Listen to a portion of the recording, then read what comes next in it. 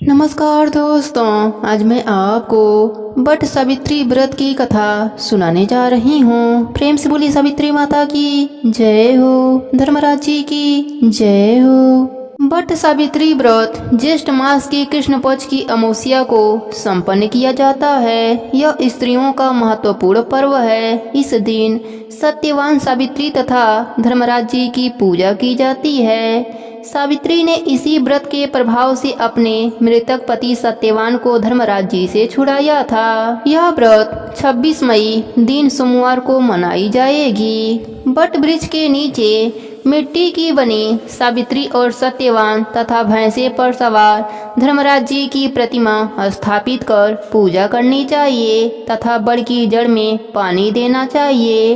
पूजा के लिए जल, मौली, रोली, कच्चा सूत, भिगोया हुआ चना, फूल तथा धूप होनी चाहिए। जल से वट वृक्ष को सींचकर तने के चारों ओर कच्चा धागा लपेटकर 3 बार परिक्रमा करनी चाहिए। इसके पश्चात सत्यवान सावित्री की कथा सुननी चाहिए। इसके पश्चात भीगे हुए चनों का वायना निकालकर उस पर यथाशक्ति रुपया रखकर अपने सास को देना चाहिए तथा उनके चरण स्पर्श करनी चाहिए। वट सावित्री व्रत की पौराणिक कथा के अनुसार मद्र देश के राजा अश्वपति ने पत्नी सहित संतान के लिए सावित्री देवी का विधि पूर्वक व्रत तथा पूजन करके पुत्री होने का वर प्राप्त किया।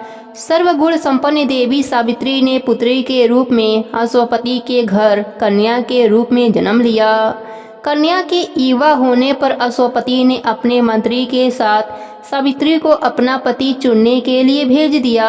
सावित्री अपने मन के अनुकूल वर का चयन कर जब लौटी तो उसी दिन देवर्षि नारद मुनि उनके वहां पधारे। नारद जी के पूछने पर सावित्री ने कहा, महाराज, ध्रुमसेन के पुत्र सत्यवान की कीर्ति सुनकर उन्हें मैंने पति के रूप में वरण कर लिया है। नारद जी ने सत्यवान तथा सावित्री के ग्रहों की गणना कर अश्वपति को बधाई दी तथा सत्यवान के गुणों की भूरी भूरी प्रशंसा करी और बताया कि सावित्री के 12 वर्ष की आयु होने पर सत्यवान की मृत्यु हो जाएगी।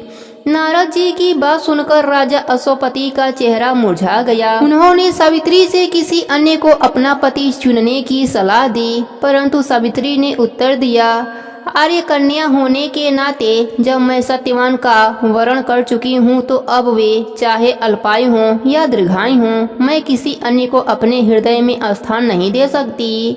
सावित्री ने नारद जी से सत्यवान की मृत्यु का समय ज्ञात कर लिया। दोनों का विवाह हो गया।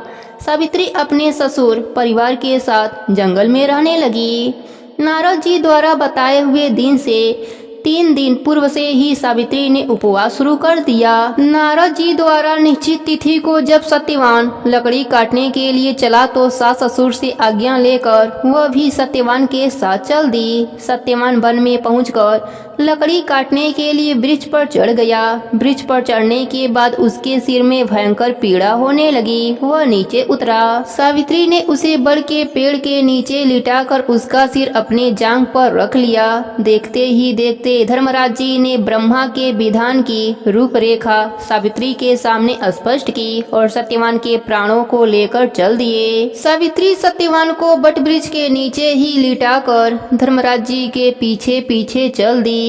पीछे आती हुई सावित्री को धर्मराज जी ने उसे लौट जाने का आदेश दिया। इस पर वह बोली, महाराज, जहाँ पति वहीं पत्नी, यही धर्म है, यही मर्यादा है।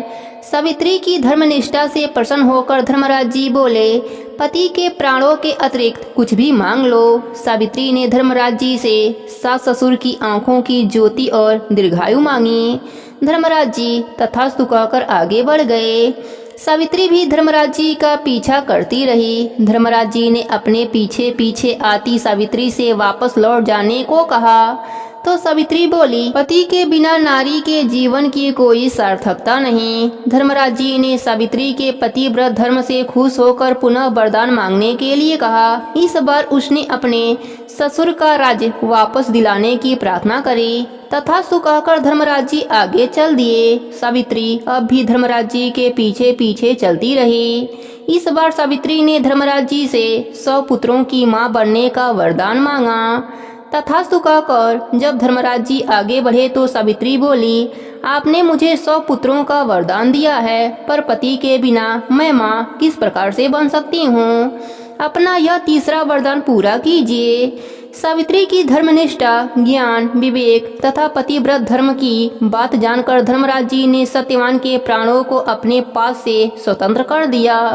सावित्री सत्यवान के प्राण को लेकर बट वृक्ष के नीचे पहुंची, जहां सत्यवान का मृत शरीर रखा था। सावित्री ने बट वृक्ष की परिक्रमा करी तो सत्यवान जीवित हो उठे। प्रसन्नचित्त सावित्री अपने सास ससुर के पास पहुंची तो उन्हें नेत्र ज्योति प्राप्त हो गई। इसके बाद उनका खोया हुआ राज भी उन्हें मिल गया।